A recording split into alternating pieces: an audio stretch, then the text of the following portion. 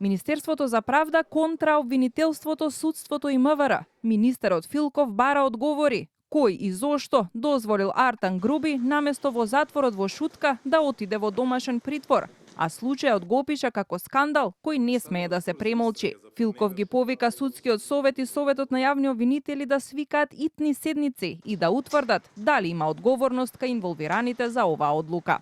Јавниот обвинител Даниел Коцев да објасни врз основа на кои конкретни факти и правни аргументи е дадено позитивно мислење за замена на притворот.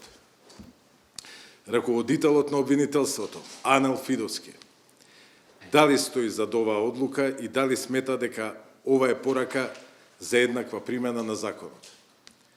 Судијата на претходна постапка при Основниот кривичен суд Скопје Марин Станевски кои околности го надминале ризикот од бегство кај лице кое веќе 14 месеци било недостапно.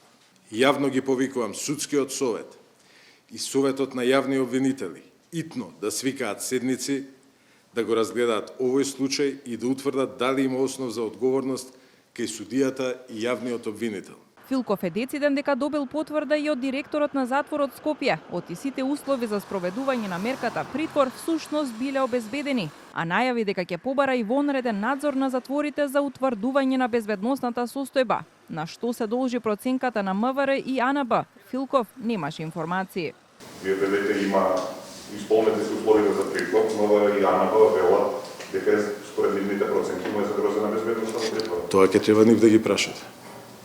Добро, какво влијание може да има за понатамошни случаи? Значи, како ќе ни се третираат други лица ако АНБ и МВР проценуваат дека условите во затворите се не се исполнуваат условите во затворите? И јас очекувам одговор на истите прашања. Груби е осомничен за проневера во службата за случајот лотарија, кривично дело за кое му е предвидена казна од 6 месеци до 3 години затвор. Истрагата за случајот беше отворена во декември 2024 година, само неколку дена откако тој се најде на црната листа на САД, поради тоа што примил мито за да застари делото за прислушуваните телефонски разговори, заедно со апелацијскиот судија Енвер Беџети.